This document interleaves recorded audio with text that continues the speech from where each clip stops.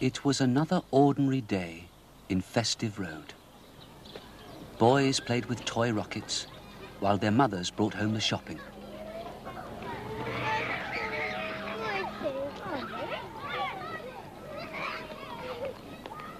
Number 52 is Mr. Benn's house, but Mr. Benn was nowhere in sight. He was in the back garden, talking to his neighbour. "Why is it," asked the neighbour, "that your grass always looks greener than mine?" "Oh, that's strange," said Mr. Benn. "I always thought yours looked greener than mine." And they both laughed. Mr. Benn soon appeared at his front door, wearing his hat and coat. And shortly after, he was walking in the park.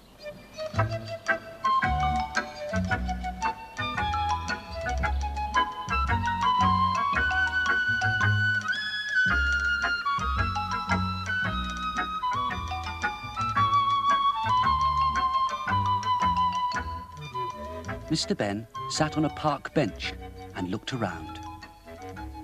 He saw a boy flying a kite. It went so high, it seemed to be reaching the clouds. "I wonder if it would go above the clouds if the string was long enough," thought Mr. Benn. It would be interesting to go above the clouds. Mr. Benn suddenly tingled with excitement. He remembered the costume shop which adventures could start from, and in almost no time, he was in the lane with the special shop.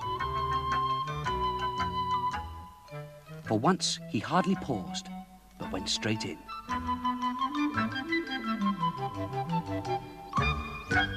As if by magic, the shopkeeper appeared. "Good morning, sir," he said. "I do believe you have made up your mind already." "Yes, please," said Mr. Benn. "I would like to try the space outfit." "You know the way, sir," said the shopkeeper. And they both looked towards the door of the changing room, where Mr. Benn would try on the outfit. Mr. Benn was soon in the changing room and quickly took off his clothes and put on the space outfit.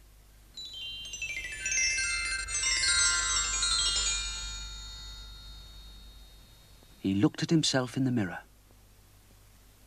Then he looked for the other door, the door that always led to adventures. Mr. Benn didn't hesitate. He walked straight through the second doorway and found himself inside a spaceship.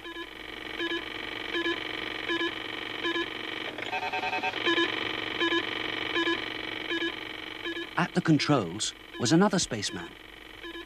"Hello," he said. "Ready for the blast-off?" "Here we go, then."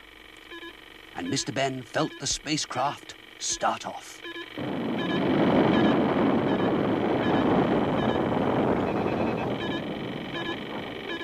Mr. Benn watched the stars through the window.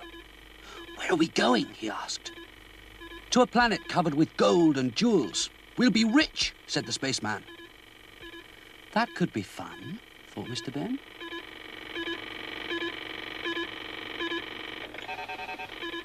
Later, the other spaceman spoke again. "Nearly there. You can see the planet." Mr. Benn could see a planet which was very close. It looks very ordinary, but it must be very special with all the gold and jewels lying there, he thought.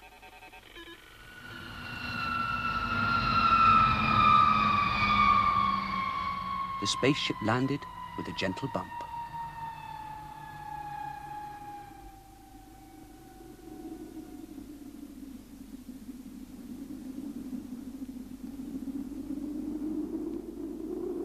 Mr. Benn followed the spaceman down the ladder and looked around.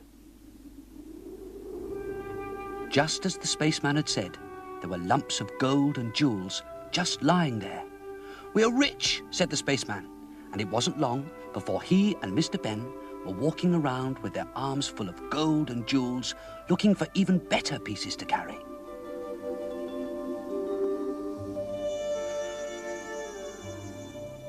They walked around a rock and met a man dressed in rags, sitting on a large lump of gold. "Hello," said the man. "What are you going to do with all that you're carrying?" The spaceman laughed. "We're rich. We can do anything we like with it." "I'm afraid you're wrong," said the ragged man. It's no good to you at all. There are no shops on this planet, so there's nowhere to spend the riches, and as soon as you take the gold and jewels away from this planet, they turn into ordinary stone. This planet is useless. The next planet is the place to be. There they live in comfort, food, clothes, everything is free." "In that case, we may as well go," said the spaceman. "In fact, let's go to the next planet." And without their riches, they went back to the spaceship. Mr. Benn kept one piece of gold to see how it looked after it had changed.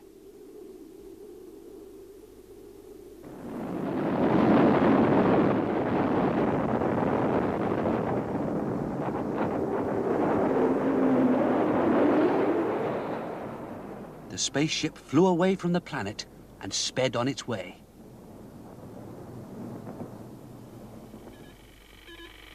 "There it is," said the spaceman, as another planet appeared very close. It was not long before the spaceship had landed, and the two men were looking around the planet. They had landed near a town. The shops were full of things, and nobody looked poor. The restaurants had tables outside where people sat and ate, and everything was free. Mr. Benn and the spaceman sat down at a table. Gradually, they realized what was wrong with the place. Apart from Mr. Benn and his friend, everything was dull. When the waiter came, they asked him about this dullness. "Well, sir," he said, "there's no colour here at all, and if you stay here very long, you'll be just like us." Then he told them of another planet where everything was very bright. "Come on," said the spaceman, "let's go there. I don't fancy a life without colour." They were soon back in the spaceship. Mr. Benn stood and watched the spaceman as they left the grey planet.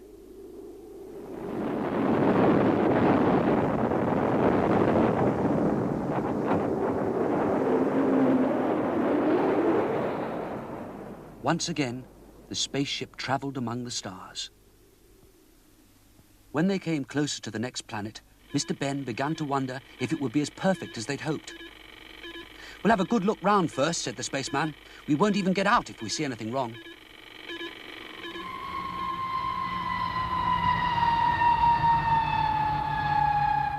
Once they'd landed, they looked out of every window of the spaceship.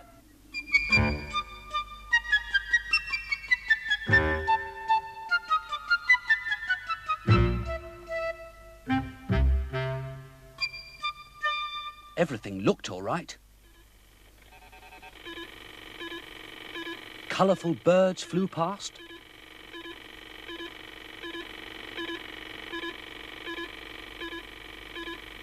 There were bright flowers and trees.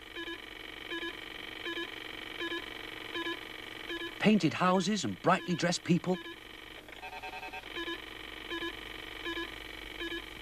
They even looked through telescopes to make sure.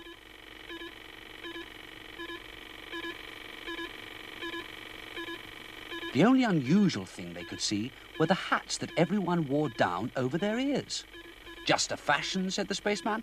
"Let's go outside."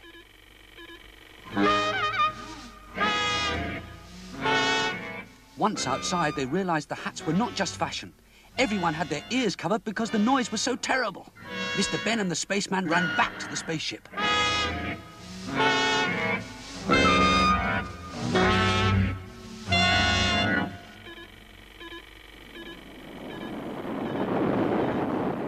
When they were on their way, the spaceman said, "I'm lost.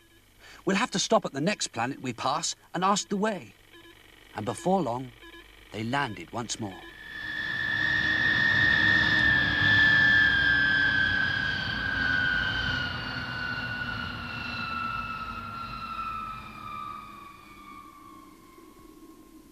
This planet was very hot, too hot, but at least it was quiet enough to be able to talk. At first there was nobody in sight, but suddenly, as if by magic, a man appeared. Mr. Benn smiled, for he recognized the shopkeeper. The spaceman explained to the shopkeeper that they were lost. He also told him about all the places where they'd been. "Now where do we go?" he asked. The shopkeeper told them of a place which was not perfect, but then it didn't have so much wrong with it either. "We'll try there," said the spaceman, and started to leave. I think I'll stay here," said Mr. Benn. "I've had enough travelling." He watched the spaceman leave and waved goodbye.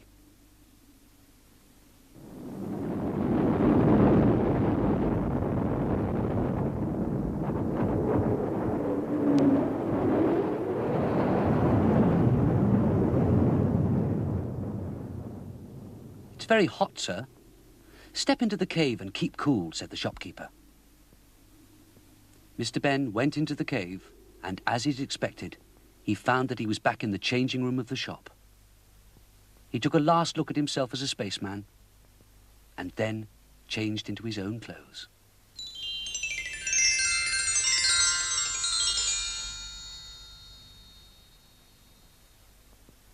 Mr. Benn went into the shop and returned the outfit.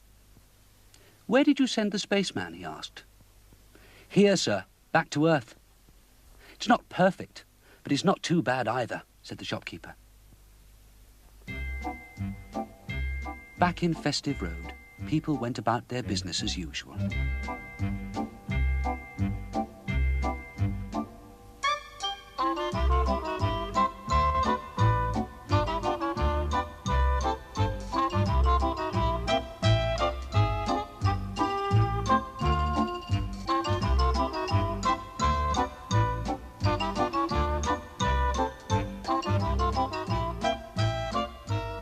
At his gate, Mr. Benn stopped and from his pocket took out a lump of stone.